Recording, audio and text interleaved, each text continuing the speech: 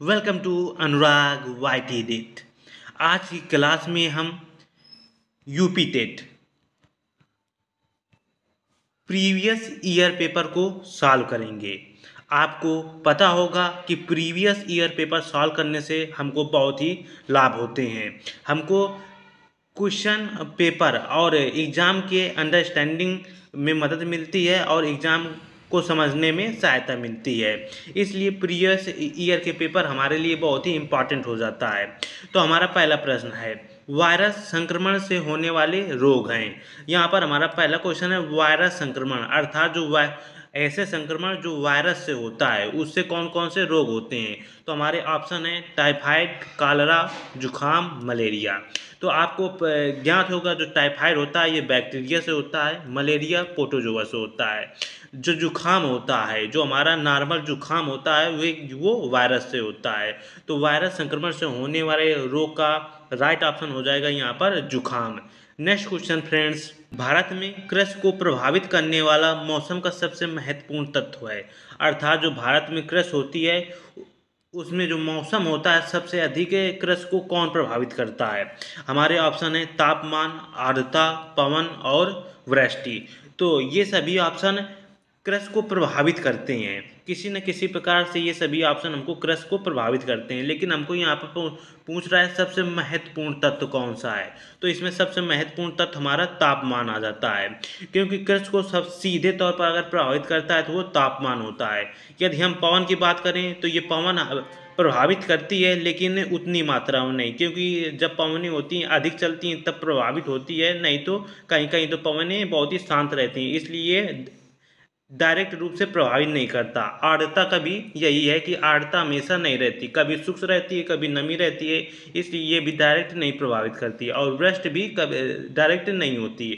लेकिन तापमान जो होता है कृषि को लगातार प्रभावित करता है, इसलिए कि किसी भी कृषि को प्रभावित करने वाला मौसम तापमान सबसे महत्वपूर्ण हो जाता है। इसलिए इस प्रश्न का राइट ऑप्शन हो जाएगा ऑप्शन नंबर ए। हमारा अगला यूपी टेट में पूछा गया प्रश्न, वायुमंडल की सबसे ठंडी परत कौन सी होती है।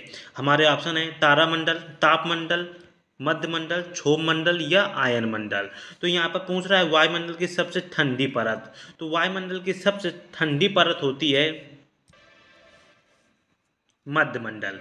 मध्यमंडल वायुमंडल की सबसे ठंडी परत होती है।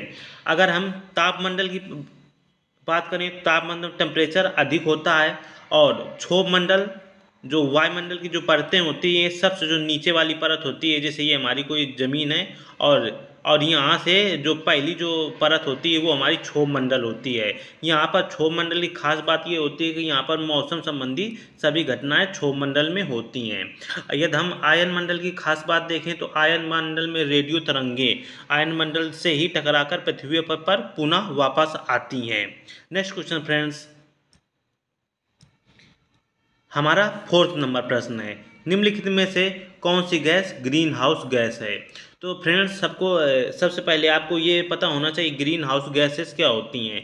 तो ग्रीन हाउस गैसेस ऐसी गैसेस होती हैं जो कि पृथ्वी के टेम्परेचर बढ़ाती हैं, जिसमें सबसे प्रमुख हमारी ग्रीन हाउस गैस CO2 होती है। लेकिन यूपी टेट में ये ऑप्शन थे। तो हमारे ऑप्शन है sulphur dioxide, oxygen, argon, methane.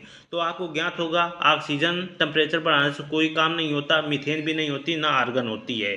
तो यहाँ पर सल्फर डाइऑक्साइड ये क्या होती है, एक ग्रीन हाउस गैस होती है। नेक्स्ट क्वेश्चन फ्रेंड्स, भारत में प्रोजेक्ट टाइगर की शुरुआत हुई 1973 में, 1982 में, 1992 में, 1986 में। तो भारत में प्रोजेक्ट टाइगर की शुरुआत 1973 में हुई थी। इसी से बंगाल टाइगर को बचाने का कार्यक्रम शुरू किया गया था। नेक्स्ट क्वेश्चन फ्रेंड्स, पृथ्वी तल पर उस काल्पनिक रेखा को क्या कहते हैं जो 180 मेरिडियन, जिसे हम यमुनोत्तर हिंदी में कहते हैं, पर खिंची है। हमारे ऑप्शन है अंतर्राष्ट्रीय तिथि रेखा, कर्क रेखा, विषुवत रेखा या प्रधान यमुनोत्तर रेखा। तो 180 मेरिडियन यमुनोत्तर पर खिंची है, तो वो कर्क रेखा और विषुवत रेखा तो नहीं होने वाली है। अब हमको कन्फ्यूजन है option number A, option number D में, प्रधान यमुनोत्तर रेखा या अंतर्राष्ट्रीय तिथि रेखा। तो फ्रेंड्स जो 180 मेरिडियन यमुनोत्तर पर खींची गई रेखा है उसे हम अंतर्राष्ट्रीय तिथि रेखा के नाम से जानते हैं। इसलिए 6 का right option option number A हो जाएगा। यूपी टेट में प्रश्न ज्योग्राफी से भी पूछे जाते हैं, इसलिए ज्योग्राफी की भी प्रैक्टिस करते रहिएगा। ऑप्शन जो अगला जो प्रश्न है, अगला प्रश्न है निम्नलिखित में से किस राज्य में गल्फ ऑफ मन्नार मेरीन राष्ट्रीय पार्क स्थित है? गुजरात में, तमिलनाडु में, अंडमान द्वीप में या पश्चिम बंगाल में? तो गल्फ ऑफ मन्नार मेरीन राष्ट्रीय पार्क तमिलनाडु में स्थित है। टेट के एग्जाम में जो राष्ट्रीय पार्क हैं इनसे भी प्रश्न बनते हैं, इसलिए जितने भी राष्ट्रीय पार्क हैं हमारे लिए टेट के एग्जाम को पास करने के लिए इम्पॉर्टेंट हैं, क्योंकि इससे एक दो नंबर के क्वेश्चन बनते हैं। जनगणना 2011 के अनुसार भारत में लिंगानुपात है, ये भी ज्योग्राफी से कोई संबंधित प्रश्न है। तो ऑप्शन नंबर ए 940 रेशियो 1000 या 916 रेशियो 1000 या 920 रेशियो 1000 या 982 रेशियो 1000। तो सबसे पहले आपको ज्ञात होना चाहिए लिंगानुपात क्या होता है। तो लिंगानुपात प्रति 1000 पुरुषों में औरतों की संख्या, ये हमारा लिंगानुपात होता है। तो 2011 की जनगणना के अनुसार भारत में लिंगानुपात है 940 रेशियो 1000, अर्थात यहाँ पर 1000 पुरुष हैं, उन 1000 पुरुषों में 940 वोमेन है। ये हमारा लिंगानुपात 2011 के जनगणना के अनुसार है। किस एक प्रणाली को किसान का मित्र कहा जाता है? प्राणी है उसे किसान का मित्र कहते हैं। हमारे ऑप्शन चींटी, केंचुआ, मधुमक्खी, तितली। तो किसान का मित्र कहते हैं केंचुआ को, जो कि यूपी टेट में पूछा गया है। अगला प्रश्न है निम्नलिखित भारतीय राज्यों में से किस राज्य की समुद्री सीमा नहीं है? ये मैप से संबंधित प्रश्न है जो कि हमारे यूपी टेट में पूछे जाते हैं। तो गुजरात में, गोवा में, राजस्थान में, महाराष्ट्र में, यहाँ पर पूछ रहा है समुद्री सीमा नहीं है। तो गोवा आपको पता होगा कि गोवा में समुद्री सीमा है, महाराष्ट्र की भी समुद्री सीमा है और गुजरात की समुद्री सीमा है। गुजरात की समुद्री सीमा भारत की सबसे बड़ी समुद्री सीमा है। लेकिन जो राजस्थान है इसके आसपास कोई समुद्र नहीं है, अर्थात राजस्थान के पास कोई समुद्री सीमा नहीं है। किसी नदी के प्रदूषण स्तर की माप की जाती है? एटीपी द्वारा, एसटीपी द्वारा, बीओडी द्वारा या डब्ल्यूपीएल द्वारा? तो नदी की प्रदूषण की स्तर की माप हम बीओडी द्वारा करते हैं। समुद्री शैवाल किसका महत्वपूर्ण स्रोत होता है? क्लोरीन का, ब्रोमीन का, आयोडीन का, लोहा का? तो जो समुद्री शैवाल होते हैं वो मुख्य रूप से आयोडीन के महत्वपूर्ण घटक होते हैं। तो ये समुद्री शैवाल द्वारा हम आयोडीन प्राप्त करते हैं, जो कि नमक के रूप में हम प्रयोग करते हैं। अगला प्रश्न है सैक, जिसे हम लाइकेन भी कहते हैं। आप दोनों नाम याद रखेंगे क्योंकि इंपॉर्टेंट प्रश्न है, बार बार रिपीट होता है। सैक है परजीवी, अपघटक, रसायन स्वपोषी या सहजीवी? तो जो लाइकेन होते हैं ये सहजीवी होते हैं, जो कवक और शैवाल आपस में सहजीविता के साथ लाइकेन का निर्माण करते हैं। सीएनजी का ईंधन के रूप में इस्तेमाल होता है। बहुत ही नॉर्मल क्वेश्चन है, लेकिन इस टाइप के क्वेश्चन यूपी टेट में पूछ लिए जाते हैं। हमारे ऑप्शन है वाहनों में, उद्योगों में, खाना बनाने में या वाहनों और उद्योगों में। तो अब सीएनजी नॉर्मल रूप में आप जानते होंगे ये वाहनों में भी प्रयोग होता है और उद्योगों में भी प्रयोग होता है, इसलिए 14 का राइट ऑप्शन हो जाएगा option number D. Next question friends, पर्यावरण जागरूकता का किसके द्वारा सृजन किया जा सकता है? तो हमारा ये प्रश्न इंपॉर्टेंट प्रश्न हो जाता है। ऑप्शन नंबर ए है व्याख्यान द्वारा, क्षेत्रीय भ्रमण द्वारा, सामूहिक वार्तालाप द्वारा, अध्ययन द्वारा। तो यहाँ पर पर्यावरण जागरूकता की बात की जा रही है, हम इन सभी द्वारा ला सकते हैं, लेकिन इन सभी में से सबसे बेस्ट कौन सा है? तो सबसे बेस्ट है यहाँ पर क्षेत्रीय भ्रमण द्वारा हम पर्यावरण जागरूकता सबसे अच्छी तरीके से ला सकते हैं। नेक्स्ट क्वेश्चन फ्रेंड्स, अगला हमारा इंपॉर्टेंट प्रश्न एलपीजी का संक्षिप्त रूप है। तो अगला है ऑप्शन है लोपेड गेम्स या लोकल पैसेंजर गाड़ी या लिक्विफाइड पेट्रोलियम गैस या लोकल पेट्रोलियम गैस। तो जो एलपीजी होता है ये पेट्रोलियम और गैस होता है और एल से होता है लिक्विफाइड। तो इसका राइट ऑप्शन हो जाएगा ऑप्शन नंबर सी। एलपीजी का फुल फॉर्म होता है लिक्विफाइड पेट्रोलियम गैस होता है।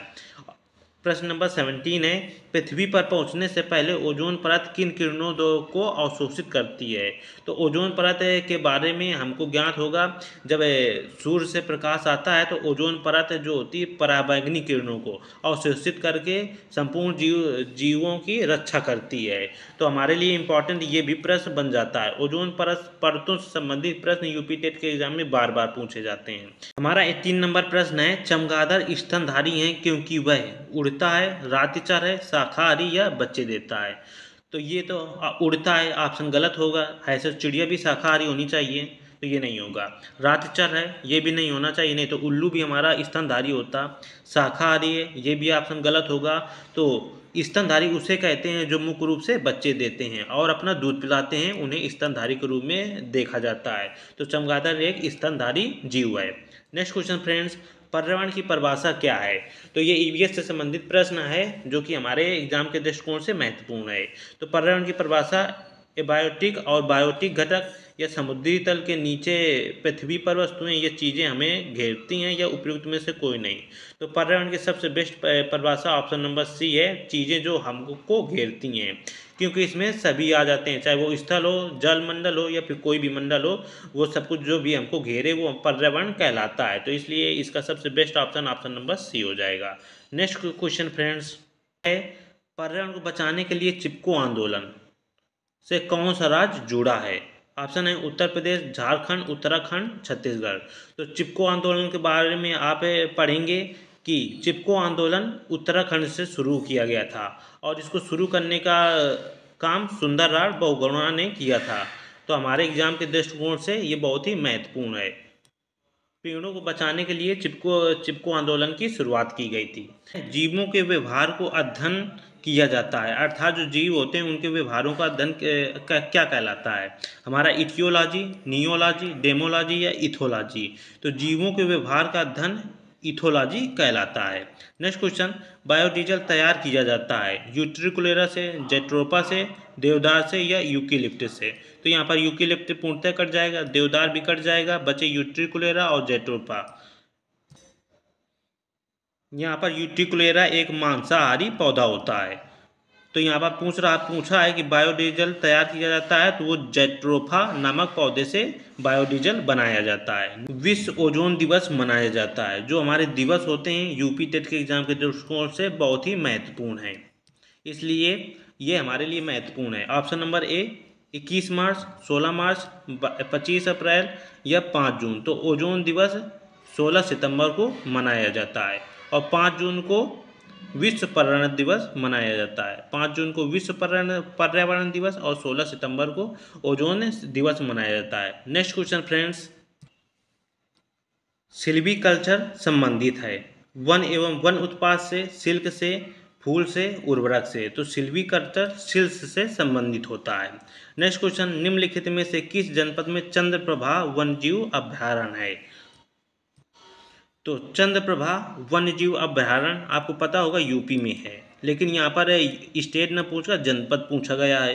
तो यूपी के चंदौली जनपद में चंद्रप्रभा वन्यजीव अभयारण्य पड़ता है। नेक्स्ट हमारा 26 नंबर का है प्रश्न है, निम्नलिखित में से कौन द्वितीय श्रेणी का उपभोक्ता है। हाथी, सांप, शेर, बकरी। तो यहाँ पर द्वितीय श्रेणी का उपभोक्ता पूछा गया है। उपभोक्ता का अर्थात जो दूसरों को खाता है वो हमारा उपभोक्ता होता है, वो भी द्वितीय श्रेणी का अर्थात मांसाहारी। तो यहाँ पर जो हमारे मांसाहारी होंगे वो हमारे द्वितीय श्रेणी के उपभोक्ता हो जाएंगे। तो ये एक शेर है और एक सांप है, ये दोनों हमारे द्वितीय श्रेणी के उपभोक्ता होते हैं। टेट के एग्जाम में इन दोनों ऑप्शन पर एक कॉमन नंबर दिए गए थे, इसलिए क्योंकि ये दोनों ही ऑप्शन सही हैं। नेक्स्ट प्रश्न, झूम खेती होती है केरल में, बिहार में, तमिलनाडु में या मेघालय में। तो झूम खेती हमारे पूर्वी स्टेटों में होती है, अर्थात मेघालय में मुख्य रूप से झूम खेती होती है। इसमें एक बार खेती करने के बाद उसको छोड़ देते हैं, फिर अन्य स्थानों पर चले जाते हैं, तो ये झूम खेती कहलाती है। नेक्स्ट क्वेश्चन फ्रेंड्स, शुष्क बर्फ किसका ठोस रूप होता है। जो हमारी शुष्क बर्फ होती है किसका ठोस रूप होता है, अमोनिया का, नाइट्रोजन का, कार्बन डाइऑक्साइड का या ऑक्सीजन का। तो शुष्क बर्फ होती है ये कार्बन डाइऑक्साइड को हम जब ठोस रूप में कर देते हैं वो कार्बन डाइऑक्साइड शुष्क बर्फ के रूप में उपयोग की जाती है। नेक्स्ट क्वेश्चन फ्रेंड्स, निम्नलिखित अंतर्राष्ट्रीय संस्थाओं में से कौन सी संस्था वन्य जीव संरक्षण के प्रति समर्पित है? तो हमारा इसमें राइट ऑप्शन हो जाएगा UNDP। जो WHO है ये स्वास्थ्य से संबंधित है और यूनेस्को जो है वर्ल्ड हेरिटेज से संबंधित होता है। नेक्स्ट क्वेश्चन है और हमारा आज का अंतिम क्वेश्चन है, कृत्रिम वर्षा के लिए मैग्नीशियम में प्रयुक्त होता है सिल्वर नाइट्रेट, पोटेशियम ब्रोमाइड या सिल्वर आयोडीन या पोटेशियम नाइट्रेट? तो इसका राइट ऑप्शन हो जाएगा सिल्वर आयोडीन। जो हमारा सिल्वर होता है और आयोडीन होता है वो हम मैग्नीशियम में प्रयोग करते हैं। आई होप फ्रेंड्स आप सभी को ये प्रीवियस ईयर प्रैक्टिस सेट पसंद आया होगा। पसंद आया तो इसे लाइक कर दें, कमेंट करें, शेयर करें और चैनल को सब्सक्राइब कर लें, क्योंकि यूपी टेट की पूरी प्रिपरेशन यहाँ पर कराई जाएगी। जय हिंद।